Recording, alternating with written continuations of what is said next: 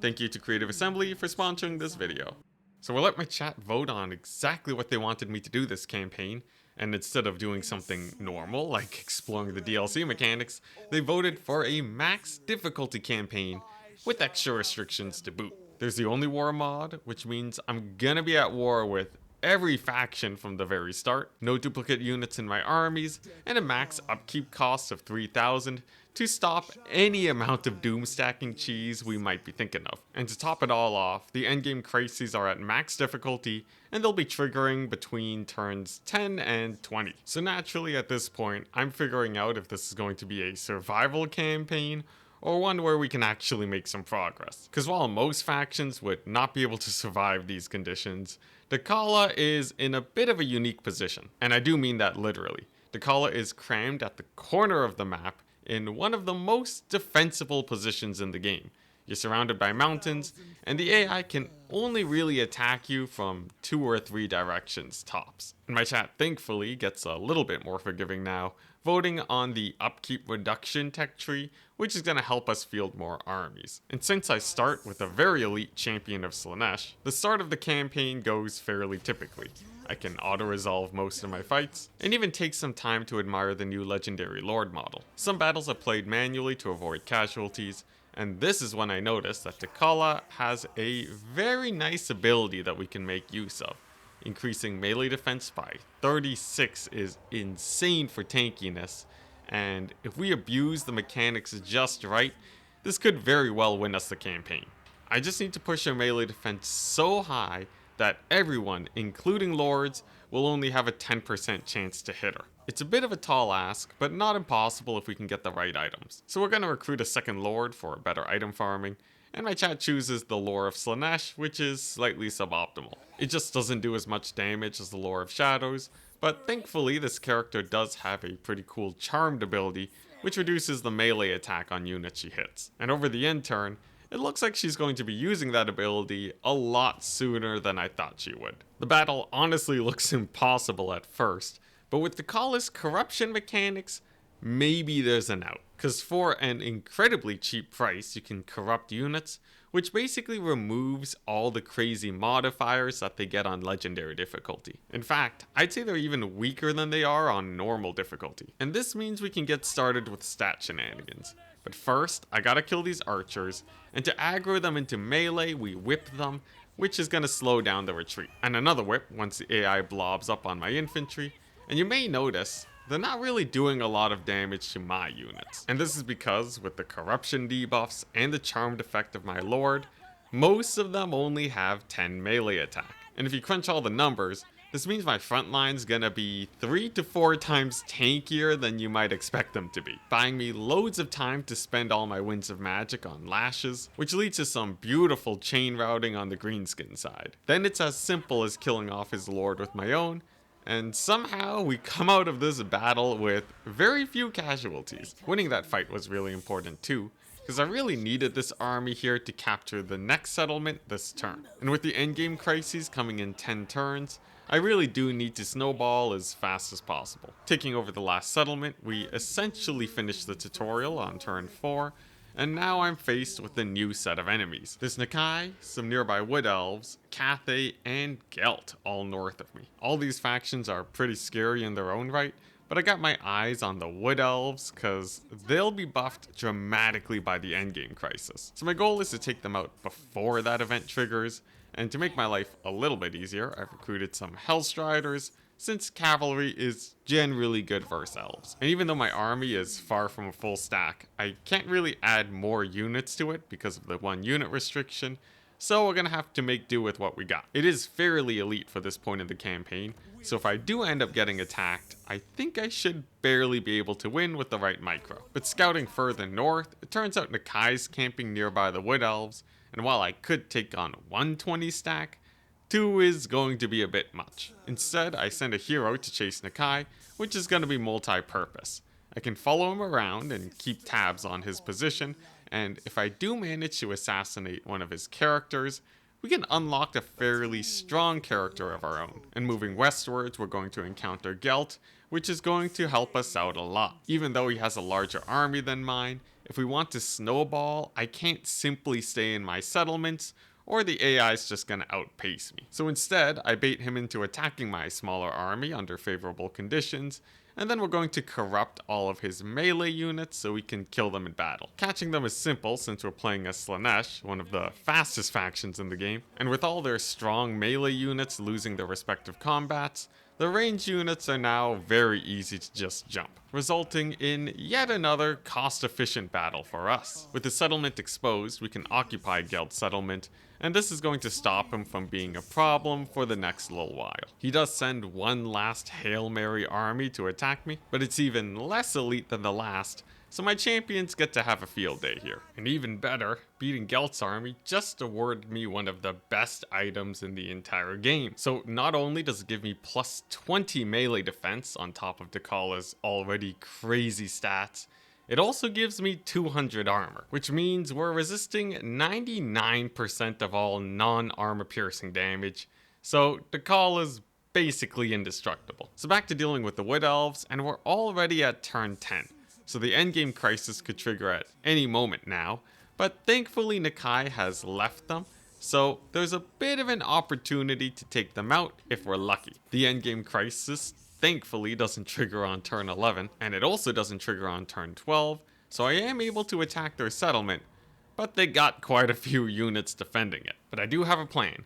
Decala is insanely tanky, and she has a Vortex ability with infinite uses on a simple cooldown. So if I just send her in alone to fight off the Wood Elves while spamming the Vortex, I should be able to wear down the Wood Elves pretty cost effectively. But there's a very small issue that I may not have respected at the beginning of the fight. You see, the Wood Elves, they got two tree men who are incredibly strong fighters with a lot of armor piercing damage. I was kind of hoping that they wouldn't have the melee attack to punch through Decala's 100 melee defense, but on the charge they actually land a few hits. And even though the Lord does go down, the tree men are basically unscathed, and I don't think Decala is gonna win against them. I try using my infantry to bog them down, but this just exposes me to more archer fire, and things are looking pretty rough. I'm forced to retreat, and clearly we're gonna need more items on Decala if we want to solo armies. There's a little bit more melee defense I can pull together, but to the Wood Elves, clearly retreat was not an option. However, while the settlement battle was definitely really bad, we are on an open field now, which is definitely my specialty. The AI plays a lot more aggressively here, moving into bad positions, and that gives me opportunity to kill off units with Decala's Blade Dance. Anytime one of their units gets a little bit too far from everyone else, we can pick them off with my main army, and the Anointed can help out by casting a few spells on the enemy army. Now, we still can't fight two tree men in a vacuum, but I kind of figure if I can kill absolutely everything else in this Wood Elf army, I should be able to surround the tree men and get them killed with perfect micro. And thank goodness my units are Slaaneshi too, because otherwise they absolutely would have gone caught by those dryads. Slowly but surely though, I am wearing down their army for very little damage on Decala. You know, maybe she's taking about 100 damage per unit she gets into a fight with, which is acceptable. And with some of their archers running out of ammo now, I'm able to start fighting their lord without getting shot up. I don't kill him, but while this fight is going on, something much more important is happening near my army. The AI separated their army to try and catch my infantry, but that just leaves their Glade Guard here extremely exposed. They do have a tree man nearby, but with a little bit of sneaky micro, we can actually bully this guy. So take a look at this. By aggroing him onto my Druchii Anointed, I'm able to get Decala to attack his flanks without being at risk of getting one-shotted. And while he's still aggroed onto the Anointed, I'm able to cycle Decala around to attack him in the rear. He turns around to attack Decala, but thankfully misses, and with one last rear attack from the Anointed, the big tree man goes down. So 2 more to go, along with 3 Treekin. But things are starting to look possible now. All the infantry is basically going to get 0 value as long as I surround them properly, and Decala can definitely put the hurting on for these tree men.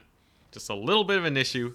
She's kind of in one-shot range away from just straight up dying. So if I'm gonna win this battle, I better make sure Decala does not get hit, not even once. At least wearing down the infantry is simple enough, and now that they're completely out of ammunition, I don't have to worry about getting accidentally shot to death. Then, 36 minutes into the battle, I find my golden opportunity. The enemy lord is placed at the edge of the formation, and the AI's not smart enough to bring the treekin to save him. So using Slaneshi speed, we dive on in, attacking him in the back as much as humanly possible, and running away anytime he turns to face us. It's a lot of micro, but if done perfectly, I think this lets us get away with murder, because there's really not a lot the poor tree man can do here. As long as he's not on top of his infantry, it's just way too easy to escape him, and the shenanigans net us about half of his HP before he finally runs to his allied forces. But Decala is looking really rough now. If she takes one hit from a tree man, she is 100% dead, and honestly, even fighting the infantry might be a bit too much for her. So once again, we gotta split up the AI army to get the most perfect engagement we can possibly get. So while the melee tree man is away, I send my infantry onto the lord and make sure that he's facing them while I launch in with Decala. But unfortunately for me, he turns around and actually attacks her. Thankfully, her crazy melee defense prevents her from getting hit.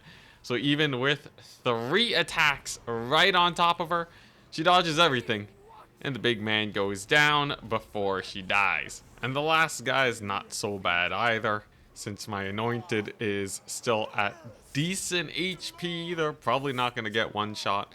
And with enough infantry nearby, we're sitting pretty comfortable. Of course, if Decala does get hit, she's going to die. So I play super careful with her. And eventually, the last tree man begins to go down. Once he routs, everything else is pretty easy to take out. Decala is no longer in one-shot range, and army losses hits once I rout off the second last treekin. It's all a little scuffed, my army's very injured, and the Kai is on the horizon, but if I can beat that whole Wood Elf army with a super injured Decala, a half HP one is definitely going to be enough. With all her items, she effectively has 150 melee attack and 150 melee defense. She's guaranteed to hit Nakai while he has essentially no chance to hit back. And after he goes down, the Saurus are wide open for a ton of cycle charging. So on turn 14, all I gotta do is attack the Wood Elves.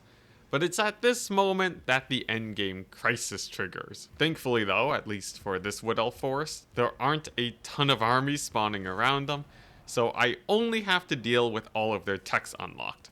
But since they don't have an army nearby, it doesn't really matter if they have all the technology in the game. And for all the effort I put into actually defeating these Wood Elves, I'd say the reward is more than enough. I'd be happy if it was just a major threat removed, but they award me the Doomsinger. And since Decala can equip 2 weapons, unlike any other lord in the game, we can just throw that on right away. I also equip an Obsidian Lodestone, which gives her regenerating barriers, so she's really not going to be taking any sustained damage anytime soon. Heading into her apparently tough quest battle, I don't even have a full army and my units are not at full HP. But that doesn't really matter to me now because Decala is straight up invincible. Especially in a quest battle like this where we're fighting multiple armies over the course of a very long battle. Decala has more than enough time to regenerate her shields and her HP if she even takes damage. But even sending her straight into Swordmasters and Phoenix Guard, she takes like, 10% of her HP and damage, while cleaving through half of an entire stack of units. Life is good, but there is a reason why this quest battle is difficult, and that's cause after a very long battle, you suddenly have to fight an entire Coronate army. My forces are pretty raggedy and not looking very healthy at all, but Decala is looking promising. If I can snipe the enemy lord, the battle is just over, so Decala goes in for the kill. Takes a little while because he has a pretty massive HP pool, but at the end of the day he fails to take even half HP off my lord. And going down shortly after, the battle is mine and the rest of the Coronate forces rout for some reason. So things are looking really good. Despite the ton of restrictions that are going on right now, I don't really feel like I'm having much of a challenge. Decala is making so much money for me that I have more in the bank than I can actually spend, and unlike usual with only war campaigns because of my defensive position, I don't even have to worry about losing territory. And it's at this point that there's a bit of a realization. While getting ambushed by the Empire, I was starting to feel like the rest of my army was a bit of a liability. Decala is not going to die, so the battle is essentially won, but controlling all my units that are on the verge of death, well, it's not really a great time save having them around if I can't hit the X4 button. So instead of recruiting stronger units, which is not really a possibility with these restrictions, I'm instead just going to transfer Decala's forces onto another army, because it's finally time to truly test the limits of what this lord can do. I get ambushed by the beastmen, but Decala is sitting at 161 melee defense right now, so even when attacked from behind, the odds to hit are basically zero. Weirdly enough, there are moments when her leadership gets a little scary low, but the AI doesn't really know how to stack leadership debuffs, and anytime I'm in a pinch, I can use my Blade Storm to kill everything around her. She gets hit so little that even while in melee, her shields begin to regenerate, something that only happens when you take literally no damage for a few seconds. I guess it is kind of fitting for her lore though, as she is supposed to be dancing around her enemies in combat and avoiding their attacks with that. But okay, a Beastman army is not exceptional, so what if we just march her straight into Zhao Ming's double stack? The Iron Dragon is supposed to be a duelist, so maybe he can fight Decala with the help of all his infantry? Well, we get him to transform into a dragon, and on the charge he does a little bit of damage, but as soon as his charge bonus wears off, he just can't land a hit. And as soon as Decala actually gets close enough to him, he starts getting completely shredded. After 12 minutes of combat, he finally goes down with Decala at maximum HP. And as usual, the infantry don't stand a chance after the single entities are dead. Things are going great. Straight up feels like we're playing Dynasty Warriors at this point, so I just go into first person camera view and enjoy the show. AI doesn't even know what it's doing anymore, and it's just blobbing up in the middle of the map. Don't even know what's going on. And by turn 22, I'm just kind of looking for a challenge at this point. I have 32,000 gold in the bank. My armies back at home are auto-resolving all the weak stacks that are coming my way. And I just want a good fight. And you know what? Maybe the Skaven can put a stop to me. And after parking Decala right on their doorstep, we do in fact manage to get ambushed by 2 Skaven armies at once. So after watching the beginning cutscene where Decala runs over a couple fences, the Skaven pop out over the hill, and they have a ton of skirmishers and a ton of clan rats. But what Decala hasn't realized is that she's accidentally stepped straight into purgatory. And no, she's not actually going to take any damage, but there's a little bit of an issue, because right after we finish the battle, 2,500 Skaven losses later, we are immediately attacked by, you guessed it, yet another Skaven army. So the next few minutes are spent grinding through them again. They have a fairly weak composition and not enough monsters to actually fight Decala, and even if they did with a little bit of micro, they'd probably die too. But the main problem is just how long it takes to kill all these Skaven. Yeah, sometimes I'm going to mass route them, and while yes, that is certainly satisfying, most of these guys are going to come back to attack me next turn. And oh my bad, did I say next turn? I meant this turn. Because again, we are being ambushed over the end turn. And poor Decala, trying to venture up north, finds herself at the same position on the same road where she was ambushed before. So once again, I tear the Skaven up to shreds, and because of Decala's ludicrous regeneration, well, she's going to be healing up to max after this battle. But if you finally thought it was over, no, absolutely not. They have even more armies on the horizon. And again, I have to tear them up to shreds. And then over the same end turn, the vampire counts decide to attack me. And again, shreds I say. Shreds everywhere. And all this is getting a little out of hand. Decala is extremely leveled up now because of all the battles she just fought. And we are absolutely loaded right now with almost 49,000 gold in the bank and positive income. And that is going to continue going up because, just like a bad dream, Decala finds herself on that same old lonely road again, with Skaven on the hill. Not once, not twice, and yes, I assure you, this is footage from later in the stream, but 3 times in a row on this end turn, Decala finds herself fighting multiple 20 stacks of Skaven. At this point, this almost feels like an intentional strategy devised by the Council of 13, where instead of killing an unstoppable demigod, they just throw wave after wave of Skaven at them at a rate faster than they can actually be killed. And you know what? I kinda commend their strategy because it's been a couple hours now and I have barely been able to progress towards their capital. Yeah, it has cost the lives of 10,000 some odd Skaven, but if it works, it works. And before the AI can actually defeat me this campaign, I think it's pretty clear that we've found an infinite money glitch.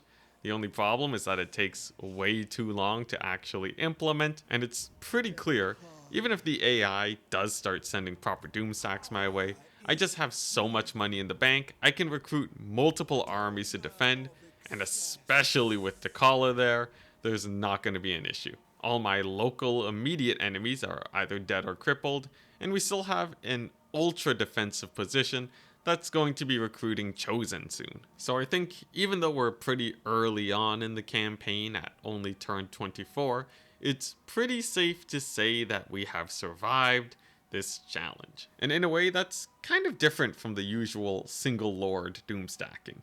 Instead of getting a ton of ward save and physical resist on Decala, I instead was able to boost her armor and melee defense, which effectively achieved the same effect. Of course, I needed a lot of luck to get that armor and melee defense boost, because if I got anything else, it wouldn't have stacked super well with Decala.